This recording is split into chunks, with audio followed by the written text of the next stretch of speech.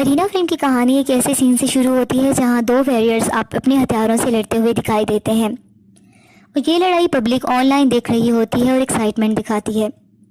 ایک طرف آفس میں اس گیم کو لوگین کے تھرو چلایا جا رہا ہوتا ہے، جبکہ ایک جنگجو دوسرے کو جان سے مار دیتا ہے تو اسکرین پر ڈیتھ گیم لکھا ہوا آتا ہے۔ پھر دوسرا آدمی منہ چھپائے ہوئے آتا ہے اور ونرز کو اس کے دو ساتھی کو اسپیسیفک گن سے شوٹ کرتا ہے اور اس کے سر اس کے جسم سے جدا کر دیتا ہے۔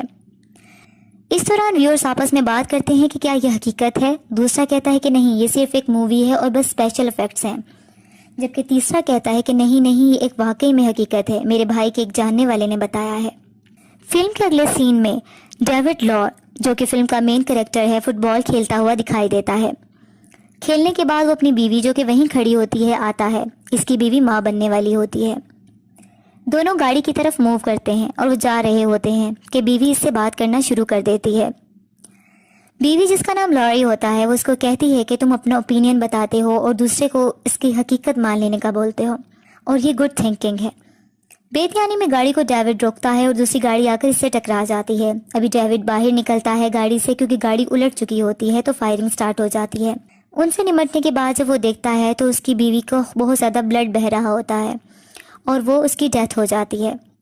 2 مہینے کے بعد میکسیکو میں ڈیوڈ کو ایک بار میں دکھایا جاتا ہے جہاں وہ بیٹھا نشے میں ہوتا ہے۔ وہ بیئر دینے والی لڑکی کو ایک ڈرنک دینے کا بولتا ہے اور اسے کاؤنٹر پر پیسے رکھ دیتا ہے۔ کچھ دیر میں جب وہ بار چھوڑ کر جاتا ہے تو وہی لڑکی جس نے پیسے وصول کیے ہوتے ہیں، وہ ساتھ کھڑے ایک لڑکے کو اشارہ کر دیتی ہے اس کے پیچھے جانے کا۔ جیسے ہی وہ اس کے پیچھے جاتا ہے تو ڈیوڈ اس کو پش کر کر اندر دھکا دے دیتا ہے اور گرا دیتا ہے، اور دوبارہ اپنی سیٹ پر آ کے بیٹھ جاتا ہے اور اسی لڑکی کو یہ کہتا ہے کہ میری ڈرنک کہاں ہے۔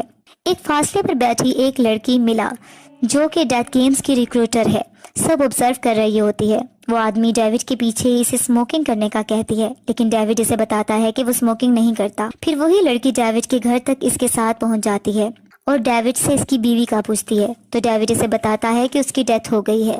اگلے سین میں ڈیوڈ کی جب آنکھ کھلتی ہے تو اسے پتا چلتا ہے کہ کسی جگہ پر قید کیا جا چکا ہے۔ وہ بے چینی سے آواز نکالتا ہے تو اسے ایک آواز آتی ہے کسی آدمی کی۔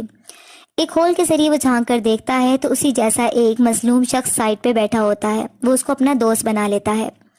اسی دوران مختلف لوگوں کی آوازیں آنے لگتی ہیں اور وہ کہتے ہیں کہ جو چیز یہاں آ رہی ہے وہ ڈیتھ ہے۔ وہ آدمی جس کا چہرہ چھپا ہوا ہوتا ہے وہ ایکسکیوشنر ہوتا ہے، جو کہ کہتا ہے کہ تمہارا نام ڈیوڈ ہے، تمہیں یا تو قتل کرنا ہوگا یا پھر مرنا ہوگا۔ ڈیوڈ کہتا ہے کہ تم کون ہو اور کیا چاہتے ہو؟ یہ کہہ کر وہ آدمی جواب دیے بغیر چلا جاتا ہے۔